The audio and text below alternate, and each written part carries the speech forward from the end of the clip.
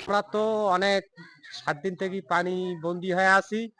আমাদের কোনো ভাই বোন বা কোনো মেম্বার চেয়ারম্যান বা কোনো বর্তমান পাকশাকখড়ি খাওয়ারও আমাদের সমস্যা হয়ে গেছে। ৭ দিন থেকে কোনো মানে পাকশাকখড়ি খাইতে পারতেছি না। আর কোনো মেম্বার চেয়ারম্যানও আইছে না। সমস্ত বাড়ি ঘর তলাতে বাড়ি পানি হচ্ছে, ঘরে ধরে পানি হচ্ছে।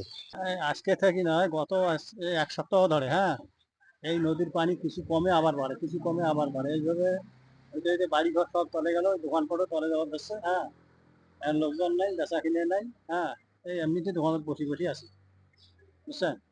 কারণ পানি যে কখন কমবে, হাজার হাজার বাড়ি ঘর ডুবে গেছে। আমাদের আরিফমারির মহিষকুচা এলাকায় বন্যা পরিস্থিতি সরজমিনে পর্যবেক্ষণের জন্য এখানে এসেছি। আমাদের সাথে আমাদের প্রকল্প বাস্তবায়ন কর্মকর্তা আছে। যদিও বন্যার পানি বিপদসীমার উপরে আছে, তা সত্ত্বেও আমাদের আদিতমারির মহিষকুচা এলাকায় কিন্তু বন্যার পানি ওইভাবে প্রবেশ করেনি। আমরা আশাবো, আমরা তা সত্ত্বেও আমরা আশ্রয় কেন্দ্রগুলো প্রস্তুত রেখেছি। আমরা সবসময় খোঁজ রাখছি, আমাদের স্থানীয় জনপ্রতিনিধিরা তারাও খোঁজ রাখছেন। যখনই পানি উঠবে বা যদি পানি বেশি আসে, তাহলে আমরা তাদেরকে দ্রুত আশ্রয় কেন্দ্রে নিয়ে যেতে পারবো।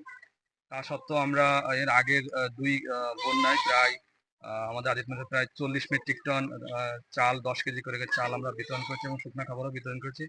আমরা মাননীয় জেলা প্রশাসকের কাছে আবারও 20 মেট্রিক টনের চাহিদা পাঠিয়েছি। এটা পাওয়া সাপেক্ষে আমরা আবারও এই 10 কেজি করে চাল আমাদের বন্যা যে বানবাসী মানুষদের মধ্যে বিতরণের ব্যবস্থা করব।